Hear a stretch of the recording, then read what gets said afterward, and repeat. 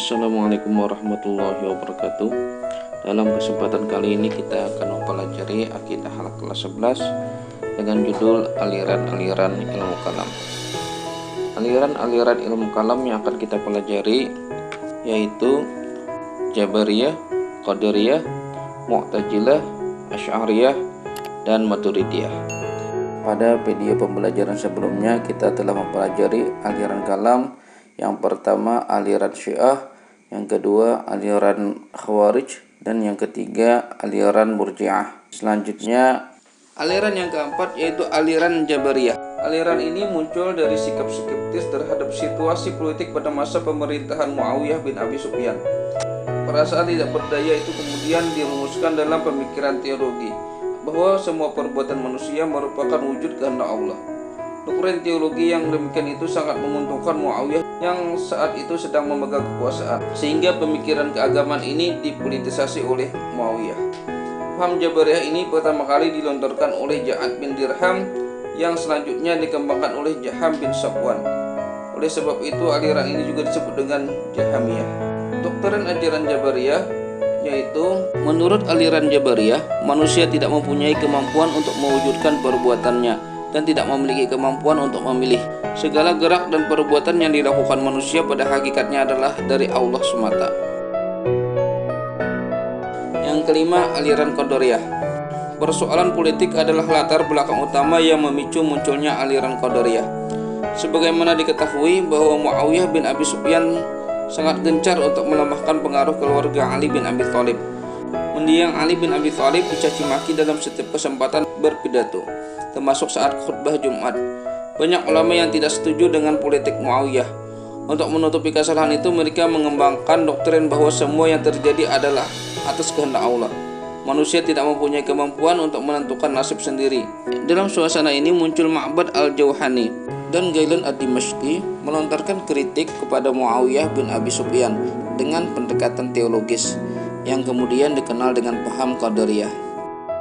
Doktrin ajaran Qadariyah. Menurut Qadariyah, manusia mempunyai tanggung jawab untuk menegakkan kebenaran dan kebaikan serta menghancurkan kezaliman. Manusia diberi daya oleh Allah dan kekuatan untuk melakukan sesuatu perbuatan.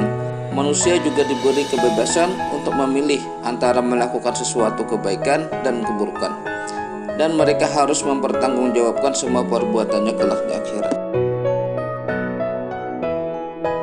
Aliran yang keenam yaitu aliran Mu'tazilah.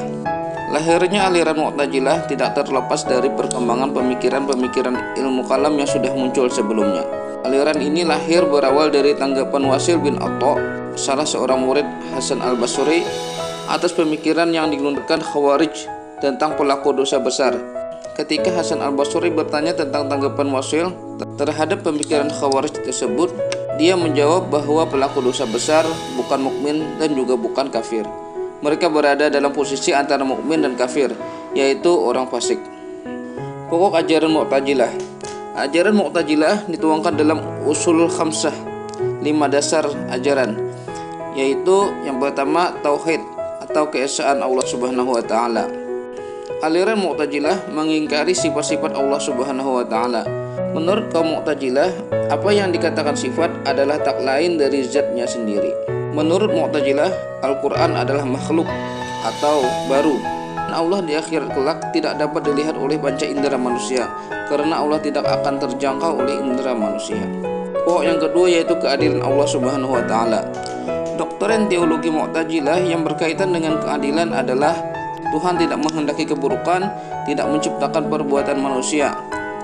Manusia bisa mengerjakan perintah-perintahnya dan meninggalkan larangan-larangannya dengan kekuasaan yang diciptakannya terhadap diri manusia. Pokok yang ketiga yaitu janji dan ancaman.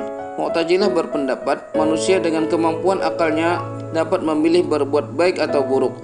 Apabila berbuat baik maka ia dimasukkan surga, dan sebaliknya apabila berbuat buruk maka akan disiksa di akhirat selama-lamanya. Pokok ajaran yang keempat yaitu posisi di antara dua posisi. Al-manzilatu baina manzilatain. Seorang fasik berada di bawah orang mukmin dan di atas orang kafir. Orang mukmin yang melakukan dosa besar dan mati atas dosanya maka tidak dihukumi mukmin, juga bukan kafir. Ia dimasukkan ke dalam neraka selama-lamanya, tetapi hukumannya diringankan. Nerakanya tidak sepanas neraka yang dihuni oleh orang-orang kafir. Pokok ajaran yang terakhir yaitu amar ma'ruf dan nahi munkar. Doktrin Mu'tazilah tentang amar ma'ruf dan nahi munkar pada awalnya mempunyai kesamaan dengan doktrin Ahlus Sunnah wal Jamaah, yaitu bahwa setiap muslim mempunyai kewajiban untuk mengerjakan kebaikan dan menghindari kemungkaran. Namun dalam perkembangannya digunakan untuk memaksa kepada pihak yang tidak sepaham dengan teologi Mu'tazilah. Namun dalam perkembangannya digunakan untuk memaksa kepada pihak yang tidak sepaham dengan teologi Mu'tazilah untuk menerimanya.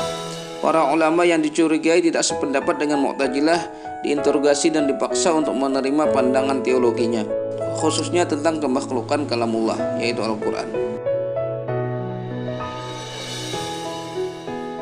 Aliran yang terakhir yaitu aliran Ahlus Sunnah wal Jamaah. Ahlus Sunnah wal Jamaah terbagi menjadi dua, yaitu aliran Asy'ariyah dan aliran Maturidiyah. Yang pertama, aliran Asy'ariyah. Dinamakan aliran Asy'ariyah karena dinisbahkan kepada pendirinya, yaitu Abu Hasan Ali bin Ismail al-Asy'ari. Al-Asy'ari mengawali belajar ilmu kalam dari ayah tirinya yang bernama Ali al-Jubai yang berakidah Mu'tazilah.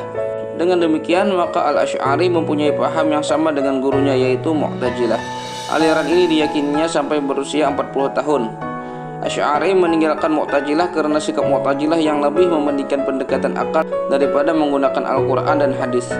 Untuk itu Al-Asy'ari mulai mengembangkan ajaran teologinya dengan mendahulukan dalil naqli, Al-Quran dan Al-Hadis, dan membatasi penggunaan logika filsafat. Pokok-pokok ajaran Asy'ariyah. Yang pertama, sifat Tuhan. Al-Asy'ari mengakui adanya sifat-sifat Allah sesuai dengan zat Allah sendiri, namun sama sekali tidak menyerupai sifat-sifat makhluk. Jadi Allah mendengar tetapi tidak seperti manusia mendengar. Allah dapat melihat tetapi tidak sama seperti penglihatan manusia, dan seterusnya. Pokok yang kedua, kekuasaan Tuhan dan perbuatan manusia. Al-Asy'ari mengatakan bahwa manusia tidak berkuasa menciptakan sesuatu, tetapi berkuasa karena memperoleh hal tersebut dari Allah Subhanahu wa Ta'ala. Pokok yang ketiga, keadilan Tuhan. Menurut Al-Asy'ari, Tuhan tidak mempunyai kewajiban apapun untuk menentukan tempat manusia di akhirat, sebab semua itu merupakan kehendak mutlak Tuhan, karena Tuhan Maha Kuasa atas segalanya. Pokok yang keempat yaitu melihat Tuhan di akhirat. Asy'ariyah berpendapat bahwa Tuhan akan dapat dilihat oleh penduduk surga, oleh hamba-hambanya yang soleh yang banyak mengenal Tuhan ketika hidup di dunia. Pokok yang terakhir yaitu dosa besar. Aliran Asy'ariyah mengatakan bahwa orang mukmin yang melakukan dosa besar dihukumi fasik. Terserah kepada Allah apakah akan diampuninya dan langsung masuk surga, ataukah dijatuhi siksa karena kefasikannya dan kemudian baru dimasukkan ke surga. Semuanya itu terserah Allah. Aliran Ahlus Sunnah wal Jamaah yang kedua yaitu aliran Maturidiyah. Nama aliran Maturidiyah diambil dari pendirinya, yaitu Abu Mansur Muhammad bin Muhammad al-Maturidi. Dalam beberapa hal pemikiran kalam al-Maturidi ada kemiripan dengan Mu'tazilah, namun sebagian besar mempunyai kesamaan dengan pemikiran kalam al-Asy'ari. Pokok-pokok ajaran Maturidiyah. Yang pertama, kewajiban mengenal Tuhan. Menurut al-Maturidi, akal dapat mengetahui kewajiban untuk mengetahui Tuhan, seperti yang diperintahkan oleh Tuhan dalam ayat-ayat Al-Quran untuk menyelidiki atau memperhatikan alam, langit dan bumi. Yang kedua, kebaikan dan keburukan menurut akal. Bagi Al-Maturidi, meskipun akal sanggup mengetahui segala sesuatu kebaikan dan keburukan, namun kewajiban itu hanya dapat diketahui melalui syara. Yang ketiga, hikmah dan tujuan perbuatan Tuhan. Menurut Al-Maturidi, memang benar perbuatan Tuhan mengandung kebijaksanaan, baik dalam ciptaannya maupun dalam perintah dan larangan-larangannya. Tetapi perbuatan Tuhan tersebut tidak karena paksaan. Oleh karena itu tidak dapat dikatakan wajib, karena kewajiban itu mengandung suatu perlawanan dengan iradahnya.